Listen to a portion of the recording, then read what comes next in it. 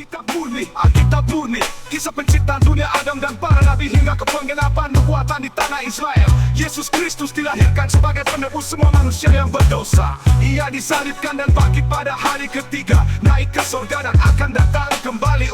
Itu ajaran Alkitab murni. Pernah kebayang gak, cuma gara-gara satu kata bisa jadi perdebatan panjang antara dua agama besar selama ratusan tahun? Nah, hari ini kita bakal bedah tuntas satu kata Yunani dari Injil Yohanes yang ya jadi pusat kontroversi teologis yang menarik banget ini. Jadi pertanyaannya itu sebenarnya simpel tapi dalam banget. Apakah kata parakletos yang dijanjikan oleh Yesus itu merujuk ke roh ilahi? Atau seperti yang dipercaya oleh sebagian orang, justru seorang nabi yang akan datang di masa depan? Yuk kita telusuri argumennya satu persatu. Jadi, kita punya dua kubu di sini. Di satu sisi ada pandangan Kristen tradisional yang sudah mendarah daging. Parakletos itu ya Roh Kudus. Tapi di sisi lain, ada penafsiran alternatif yang salah satunya disuarakan oleh Dr. Zakir Naik yang berpendapat kalau kata ini sebenarnya adalah nubuat tentang kedatangan Nabi Muhammad. Oke, ini dia agenda kita.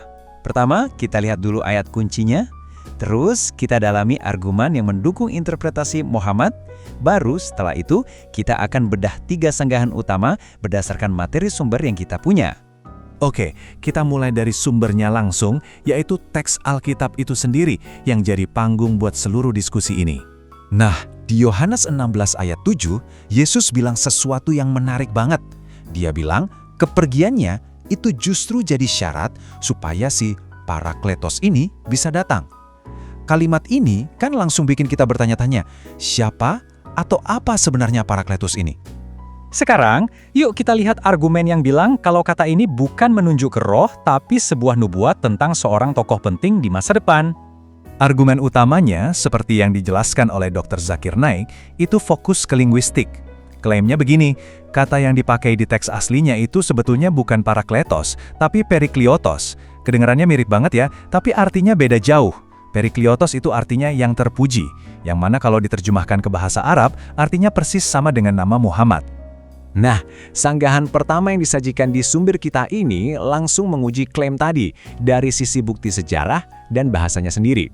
Jadi untuk ngetes klaim linguistik tadi, sumber kita mengajak kita lihat bukti naskahnya. Dan perlu kita tahu, ada banyak banget loh peninggalan naskah kuno Perjanjian Baru. Jumlahnya lebih dari 5.000. Nah, ini dia poin kuncinya. Dari ribuan naskah kuno itu, sumber kita menegaskan kalau kata periklutos itu nggak pernah ada sama sekali. 0. Setiap manuskrip yang ditemukan, tanpa terkecuali, semuanya secara konsisten menuliskan kata parakletos. Jadi kalau menurut alur argumen ini, gagasan soal periklutos itu asalnya bukan dari zaman Alkitab ditulis. Gagasan ini baru muncul pertama kali dalam tulisan sejarawan Ibnu Ishaq lebih dari 600 tahun setelah Injil Yohanes selesai ditulis. Sumber ini menganggap pendekatan ini semacam cocokologi. Tahu kan? Istilah buat nyocok-nyocokin sesuatu cuma karena bunyinya mirip. Ibaratnya kayak kita bilang karakter Naruto itu asalnya dari nama orang Indonesia Narto. Cuma karena kedengarannya mirip, padahal ya nggak ada hubungannya sama sekali secara bahasa maupun sejarah. Oke, selain dari sisi bukti naskah, sanggahan kedua ini beralih ke logika teologisnya. Argumen ini menyoroti sesuatu yang dianggap bisa jadi kontradiksi dalam keyakinan inti. Oke, coba kita bedah logikanya pelan-pelan ya.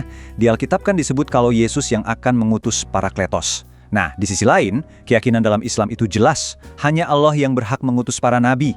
Jadi, kalau kita anggap Parakletos itu Nabi Muhammad, artinya, secara logika, Yesus yang mengutus Nabi Muhammad dong. Nah, menurut argumen ini, disinilah letak benturan doktrin yang mendasar. Dan yang terakhir, analisisnya kembali lagi ke teks Alkitab itu sendiri buat melihat gimana sih Parakletos ini digambarkan di ayat-ayat sekitarnya. Di Yohanes pasal 14, teksnya secara lugas dan eksplisit bilang kalau Parakletos itu ya Roh Kudus. Jelas banget tertulis di sana. Dan ini dipertegas lagi di pasal berikutnya. Di situ, teksnya secara spesifik menyebut Parakletos sebagai roh kebenaran. Gak cuma itu, teksnya juga kasih ciri-ciri yang sangat spesifik. Dibilang kalau Parakletos itu adalah roh yang gak bisa dilihat atau dikenal oleh dunia luar, dan yang paling penting, akan tinggal di dalam diri para pengikutnya. Nah, dari sini muncul pertanyaan kritis. Apakah ciri-ciri kayak gini gak kelihatan oleh dunia dan tinggal di dalam diri manusia, cocok dengan profil seorang tokoh fisik yang historis, seperti Nabi Muhammad misalnya? Jadi, apa nih kesimpulan dari bedah teks yang kita lakukan barusan? Kalau kita rangkum, argumen sanggahan dari sumber ini berdiri di atas 3 pilar utama. Pertama, dari sisi etimologis, nggak ada bukti naskah kuno yang mencatat kata periklutos. Kedua, ada masalah doktrinal soal siapa yang punya wewenang mengutus nabi. Dan yang ketiga, dari sisi kontekstual, deskripsi Parakletos di dalam Alkitab itu sendiri lebih mengarah ke sesuatu yang bersifat roh bukan manusia fisik. Pada akhirnya, perdebatan soal Parakletos ini nunjukin sesuatu yang lebih besar tentang cara kita membaca teks-teks kuno. Ini ninggalin kita dengan sebuah pertanyaan penting untuk direnungkan. Saat kita mencoba memahami tulisan dari ribuan tahun lalu, seberapa besar konteks, baik itu sejarah, bahasa, maupun teks itu sendiri, mempengaruhi pemahaman kita?